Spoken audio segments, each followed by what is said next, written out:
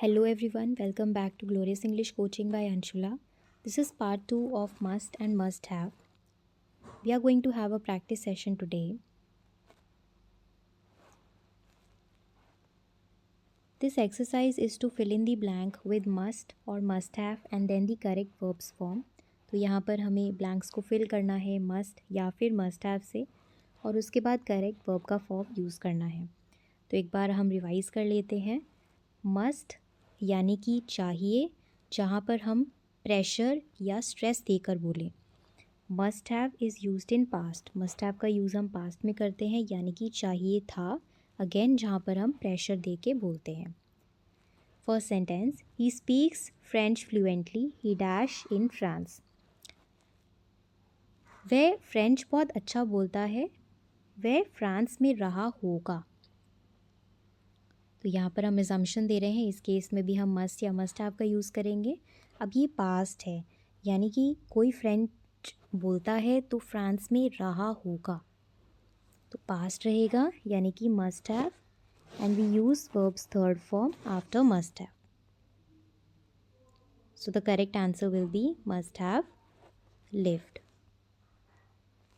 You dash joking, B, तो verb रहेगा B. यहाँ पर मस्ट यूज़ होगा या मस्ट हैव.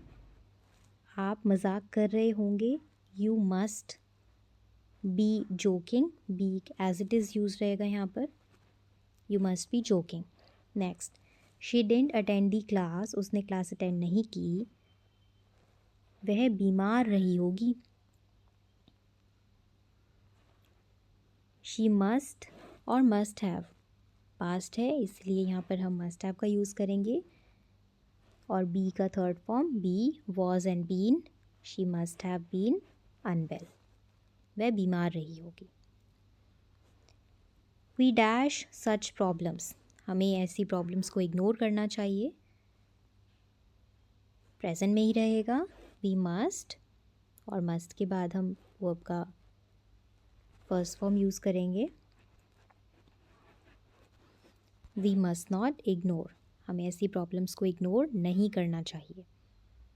तो अगर नेगेटिव में है वी मस्ट नॉट इग्नोर, अगर आप उसको प्रेजेंट में लेना चाहते हैं तो हम यहाँ पर we must ignore such problems कहेंगे. Next, the lights are off, lights off हैं, वे सो चुके होंगे या सो गए होंगे. Past, must have gone, gone is the third form.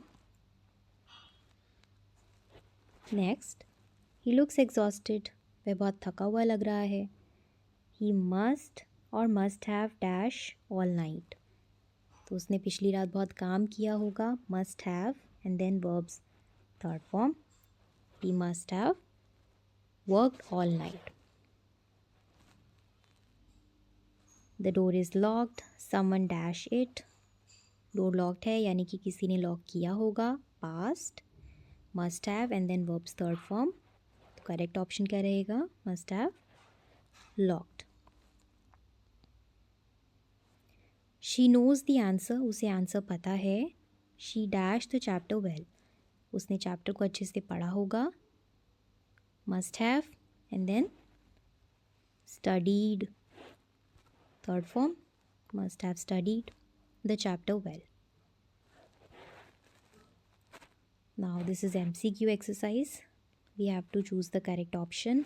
She looks confident, she dash well, वह confident लगती है, उसने अच्छे से prepare किया होगा. Past, must have and verbs third form, prepared, she must have prepared well.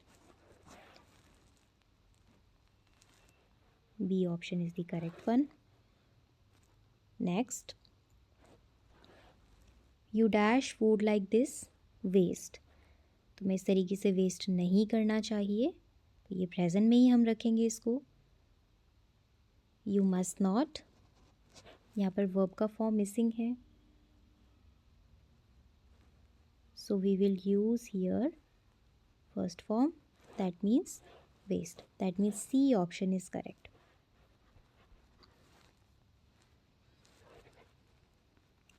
Next. He is not answering the phone. He dash busy. Must be busy, must have been busy और must being. Must के बाद verb का first form रहता है. So A option is the correct option. Next. They missed the bus. They dash late.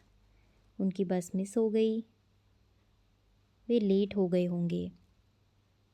Past यानी कि हमें must have का यूज़ करना होगा. मस्ट हैव के साथ यहाँ पर एक ही ऑप्शन है,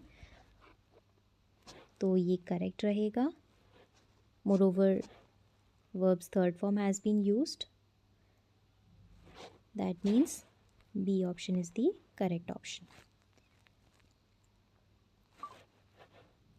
So that's all about today's practice session. Stay connected for more videos. Thank you. Bye-bye.